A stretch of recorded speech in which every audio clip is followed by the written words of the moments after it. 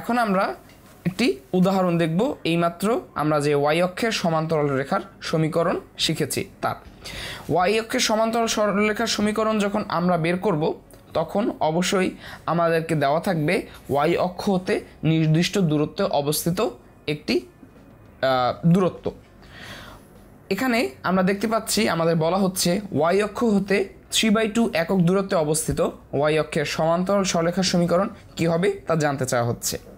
তো আমরা পরিষ্কারভাবে দেখতে পাচ্ছি আমাদেরকে ওয়াই অক্ষের সমান্তরাল সরলরেখার সমীকরণ জানতে চাওয়া হচ্ছে, অর্থাৎ আমাদের সমীকরণের রূপটি হবে x = a। এখন এ এর ভ্যালুটা কি?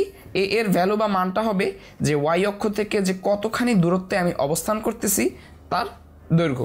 সো এখানে আমাকে বলা হয়েছে 3/2 একক দূরত্ব। সো এখানে a = 3/2।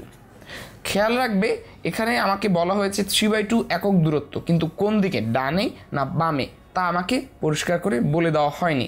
যেহেতু বলে দেওয়া হয়নি তাহলে আমাদেরকে দুটি ক্ষেত্রে বিবেচনা করতে হবে এবং সেক্ষেত্রে আমাদেরকে এর পরমান হিসেবে নিতে হবে এবং একে পরমান চিহ্ন দ্বারা প্রকাশ করতে হবে। সুতরাং আমরা তাহলে পাবো a = ±3/2।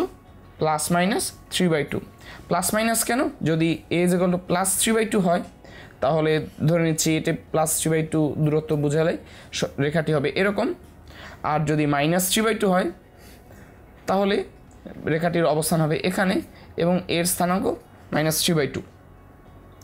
যেহেতু আমাদের 3/2 একক দূরত্ব বলা হয়েছে এবং দিক বলা হয়নি, তাই আমরা দুটি দিকে বিবেচনা করব।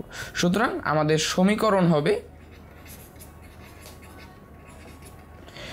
x = ±3/2, that is twice x = ±3। এভাবে করে খুব সহজেই আমরা ওয়াই অক্ষের সমান্তরাল রেখার সমীকরণ বের করতে পারি।